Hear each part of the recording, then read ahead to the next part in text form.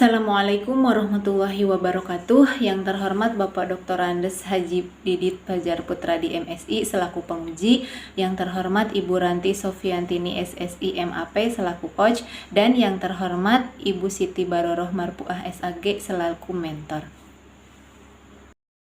Perkenalkan, saya Nurjana, peserta Lasar CPNS PPSDM Regional Bandung, golongan 3, kelompok 2, angkatan 12, Kabupaten Garut, tahun 2021.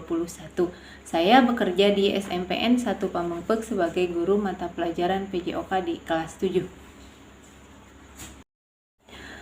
Pada video kali ini, saya akan memaparkan hasil laporan aktualisasi saya yang berjudul Peningkatan Minat Peserta Didik dalam Mengikuti Pembelajaran Jarak Jauh atau PJJ dalam Pembelajaran Penjas Orkes melalui video interaktif di SMPN 1 Pamengpeuk.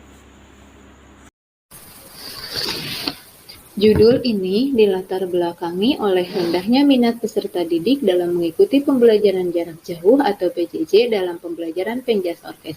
Mengapa demikian? Karena faktor penyebabnya beragam, yaitu misalnya peserta didik tidak memiliki gawai untuk mengikuti pembelajaran, bahkan ada yang memiliki gawai tetapi tidak memiliki kuota. Kemudian ada pula yang memiliki kedua-duanya tetapi minat belajarnya masih kurang.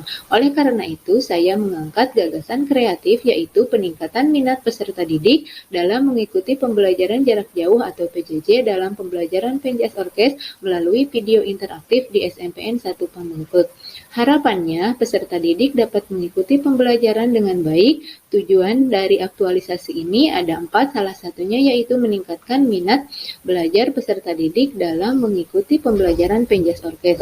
Untuk tahapan kegiatan aktualisasinya ada 8, yaitu kegiatan yang pertama melakukan konsultasi kepada mentor atau kepala sekolah terkait kegiatan aktualisasi. Adapun tahapan kegiatannya adalah menghubungi kepala sekolah untuk menentukan jadwal konsultasi mengenai kegiatan habituasi, dan outputnya adalah mendapatkan persetujuan dari kepala sekolah, kemudian melakukan konsultasi terkait kegiatan aktualisasi secara tatap maya melalui WA maupun tatap muka di sekolah, dan outputnya adalah mentor memberikan arahan terkait isu yang saya angkat mengenai peningkatan minat belajar siswa menggunakan video interaktif. Kegiatan ini sangat bermanfaat bagi kegiatan pembelajaran yang dilakukan di sekolah.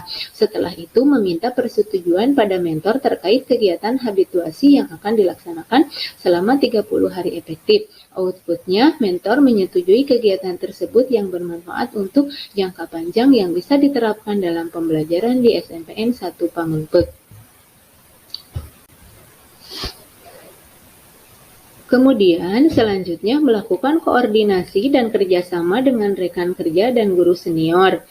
Kegiatan ini, penulis lakukan koordinasi dan mendiskusikan rencana pembelajaran bersama rekan kerja dan guru senior secara tatap maya melalui WA dan tatap muka di sekolah. Hasilnya adalah menyetujui RPP dan memberikan masukan terkait penulisan RPP.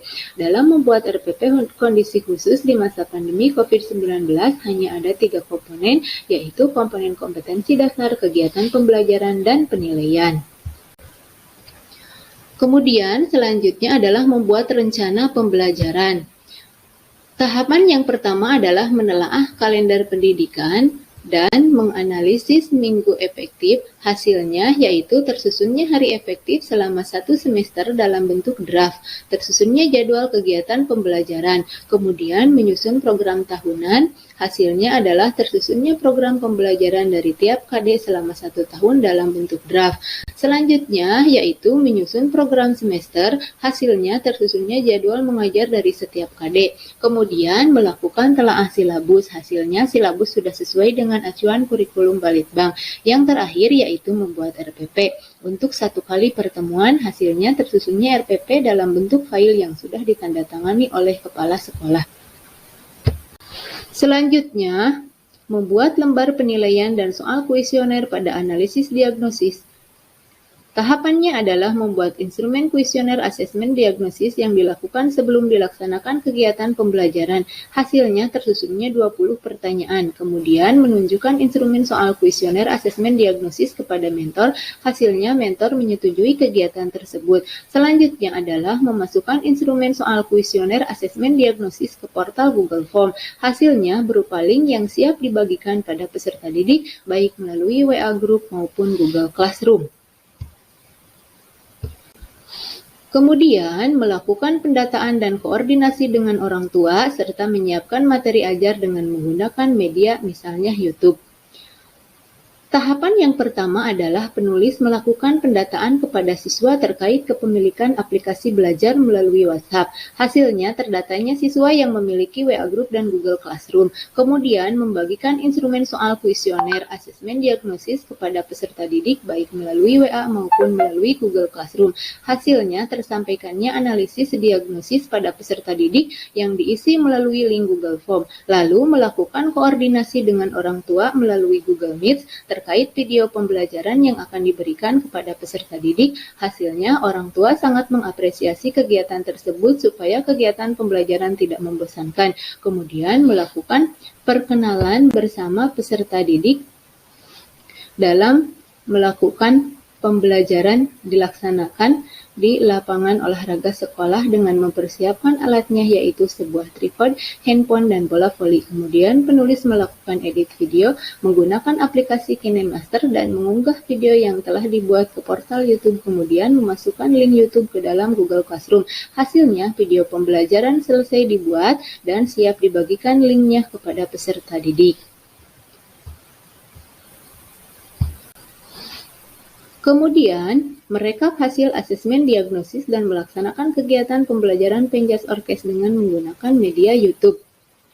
Kegiatannya adalah merekap hasil asesmen diagnosis, hasilnya terkumpulnya jawaban peserta didik dalam bentuk file Excel. Kemudian, merekap data siswa tentang kepemilikan aplikasi WA dan Google Classroom. Hasilnya, penulis dapat mengetahui jenis aplikasi apa saja yang dapat digunakan oleh peserta didik dalam mengikuti kegiatan pembelajaran secara daring. Setelah itu, memberikan pengumuman kepada siswa terkait pembelajaran yang akan dilakukan dan membagikan link materi video YouTube yang telah dibuat. Hasilnya, pembelajaran Penjas siap dilaksanakan dengan menggunakan video pembelajaran interaktif.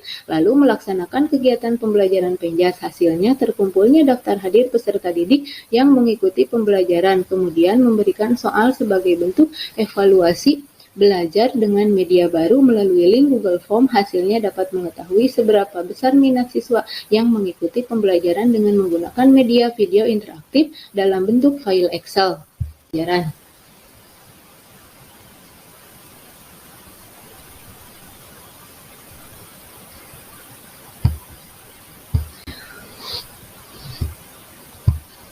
Kemudian, yang terakhir adalah menyusun dan melaporkan hasil kegiatan kepada mentor atau atasan. Tahapan kegiatannya adalah menyusun hasil kegiatan aktualisasi selama masa habituasi di SMPN 1 Pamengpeuk. Hasilnya tersusunnya laporan kegiatan yang siap dilaporkan kepada mentor dalam bentuk draft. Selanjutnya, tahapan kedua adalah melaporkan hasil kegiatan aktualisasi yang telah dilakukan kepada mentor. Hasilnya, mentor memberikan tanggapan yang baik terhadap laporan kegiatan aktualisasi tersebut. Kemudian, urgensi penerapan substansi nilai-nilai dasar PNS pada ke-8 kegiatan tersebut yang telah penulis terapkan adalah: pertama, akuntabilitas yaitu tanggung jawab, kedua adalah nasionalisme yaitu persatuan dan kesatuan, ketiga etika publik yaitu menghargai komunikasi, konsultasi, dan kerjasama, keempat adalah komitmen mutu yaitu membangun kerjasama dan yang dilandasi kepercayaan dan kejujuran, kelima adalah anti korupsi. Kemudian, analisis dampak apabila substansi nilai-nilai dasar PNS tidak diterapkan. Jika nilai-nilai akuntabilitas, nasionalisme, etika publik, komitmen mutu, dan anti korupsi tidak diterapkan pada kegiatan ini adalah tidak tersusunnya laporan yang baik dan sistematis dan tidak adanya eviden yang baik. Kemudian, aktualisasi substansi kedudukan dan peran PNS dalam NKRI. Urgensi penerapan substansi kedudukan dan peran PNS dalam NKRI pada ke-8 kegiatan tersebut yang telah penulis laksanakan adalah manajemen ASN, yaitu melaksanakan tugasnya dengan jujur, bertanggung jawab, dan bersinergitas tinggi. Kedua adalah pelayanan publik, yaitu persyaratan, kejelasan, dan tanggung jawab. Ketiga adalah whole of government, yaitu koordinasi, kolaborasi, dan sinergitas. Analisis dampak apabila tidak dilakukan substansi kedudukan dan peran PNS. Jika nilai-nilai manajemen ASN, pelayanan publik, dan WOG tidak diterapkan pada kegiatan ini adalah tidak akan adanya bentuk tanggung jawab sebagai ASN dan tidak adanya eviden yang baik. Kemudian, kendala yang dihadapi dan solusi. Dari seluruh rangkaian kegiatan ini, penulis menghadapi kendala yaitu terbatasnya media seperti kamera untuk melakukan perekaman video, tripod untuk memudahkan mengambil gambar yang tidak dimiliki penulis, dan juga keterbatasan penulis untuk menggunakan aplikasi pengeditan video. Solusinya adalah penulis merekam video menggunakan handphone dan kamera laptop. Juga penulis banyak menonton video tutorial cara menggunakan aplikasi edit video sehingga penulis dapat mengedit video dengan mudah.